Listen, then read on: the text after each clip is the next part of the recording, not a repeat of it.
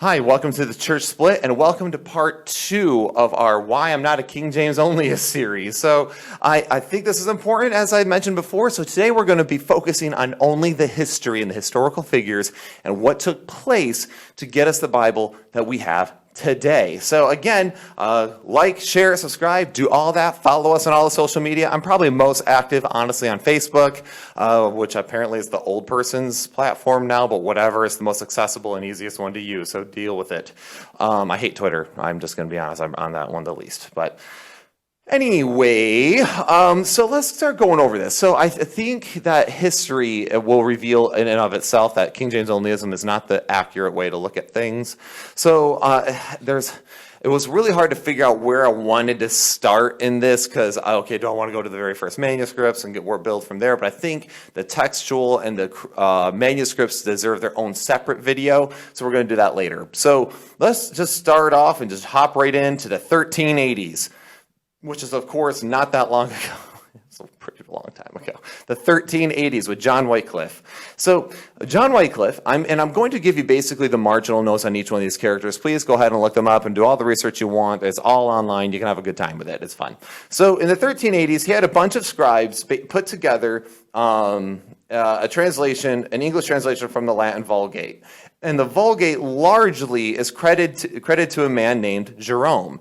And this was actually strongly objected to by Augustine. Yes, the hippo guy. Yeah, the big Augustine. Jerome was the one who put the Latin Vulgate together. And John Wycliffe was the one who made the first English translation from the Latin. Now keep in mind, as we're talking about this, the Bible was originally written in Hebrew, Aramaic, and Koine Greek. And that's important because this is coming from, again, English from Latin. Now remember, translations are difficult. So if I translate something from Spanish into English and I use the English then as my proof text to bring it into French, is going to lose some of its accuracy because I'm no longer going from the source. I'm now going through a middleman for it. So that's important. So many King James Onlyists, they call his work very perverted because it was translated from the Latin Vulgate itself. And I think it's unfair to instantly start throwing the word perversions around.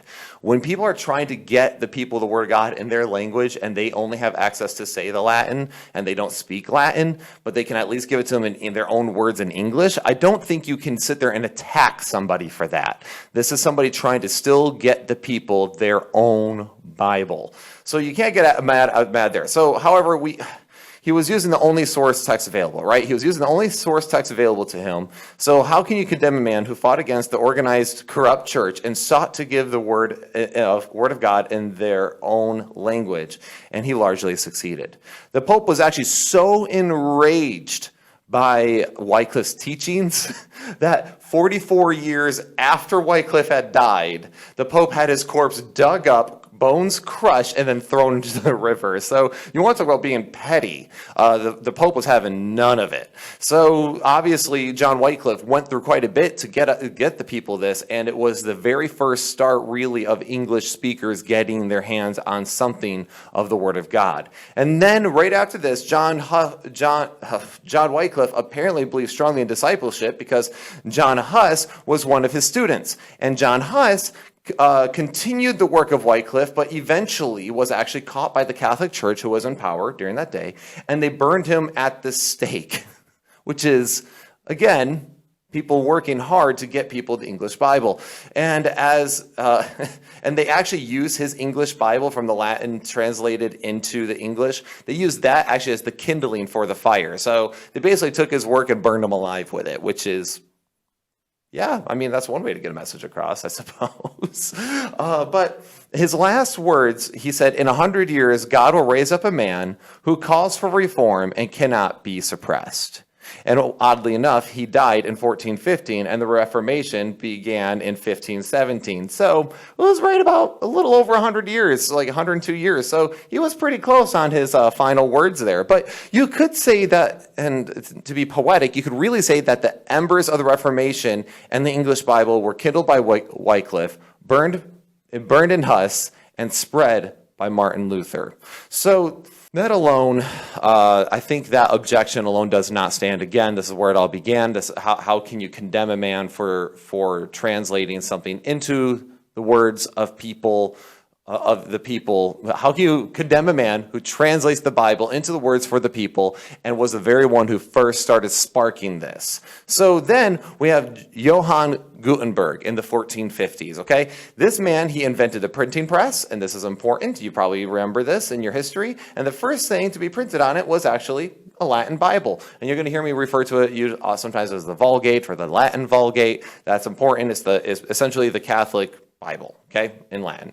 This was vital to the success of the translation in the Reformation. So this printing press is going to be used a lot and it started with Johann Gutenberg. But then we I don't know. So Thomas Linacre or Linnaeus, whatever, weird name here. This guy in the 1490s served as the personal physician to King Henry VII and also the VIII.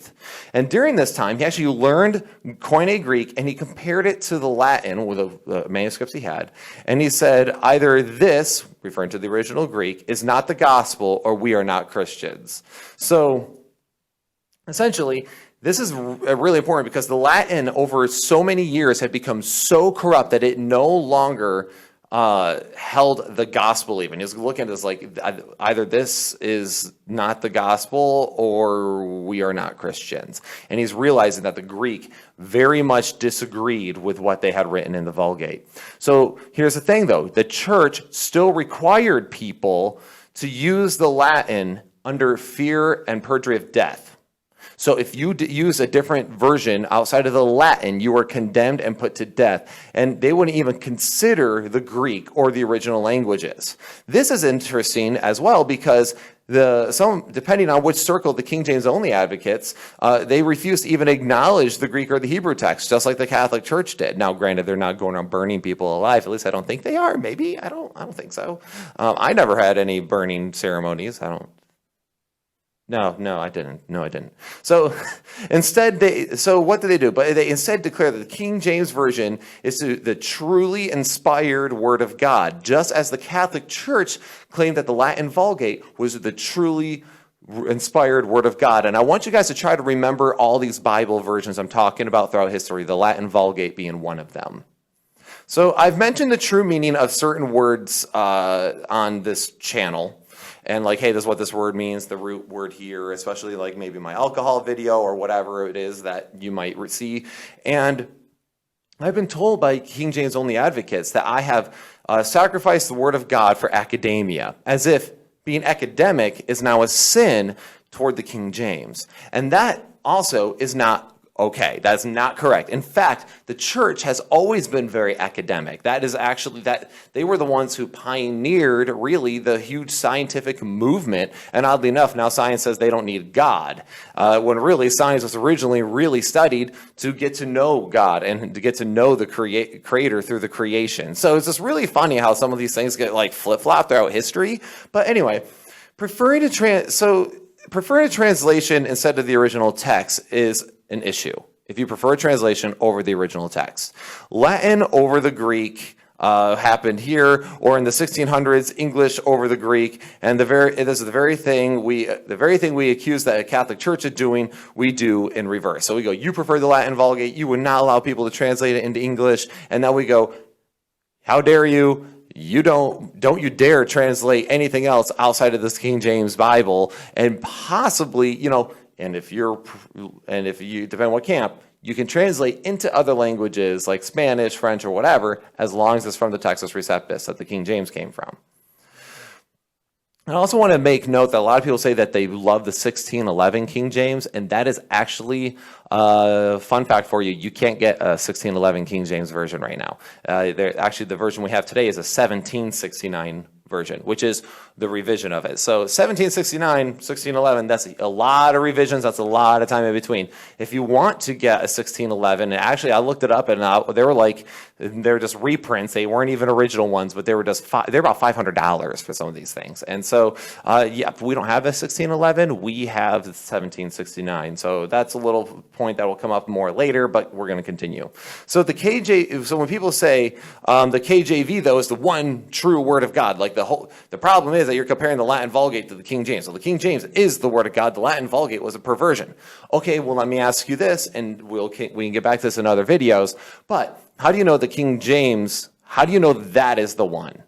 How do you know of all the ones, of all these different Bibles throughout history that we're about ready to go through, that one's the one true Word of God? By what standard is that one the Word of God? And yes, I just by what standard you, which is usually what Christians do to atheists when they claim immorality. But what standard? What is it compared to? Is it the Textus Receptus? Is it majority text? What do we compare it to? How do we know that particular one is the one? So we're going to come back to that.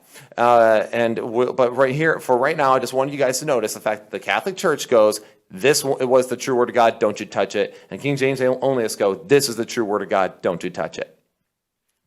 Then in 1496, we have a man named John Collett, and he translated the Bible into English, and over 20,000 people. So when he translated it into English, now again from Vulgates, from the Latin, over 20,000 people came to hear it in St. Paul's Cathedral in London, which is actually kind of sad because nowadays only about 200 people probably attend there, and originally there was like people like all around it trying to get into it just to hear the Word of God in their own language. Could you imagine being that excited to actually hear the Bible spoken to you in your own language? We take it for granted. It's like, oh yeah, I just go to church and I hear it. I have like 16 Bibles on my shelf. What's the big deal? To them, they had never heard it. They'd only heard through other people what it said. So here's what, and basically he would have been executed. John Collett would have been. But he was able to dodge the bullet because he basically had connections. So that's kind of great. So he would have been executed, but he didn't. So the next part is a person I'm going to park on for a strong minute. So I'm actually going to end this video right now. And the next video, we're going to talk about a very important person in biblical history named Desiderius Erasmus. Okay? We're going to talk about him in the next video. So thank you for being here today, guys. I appreciate your time. My name is Will, and this has been The Church Split.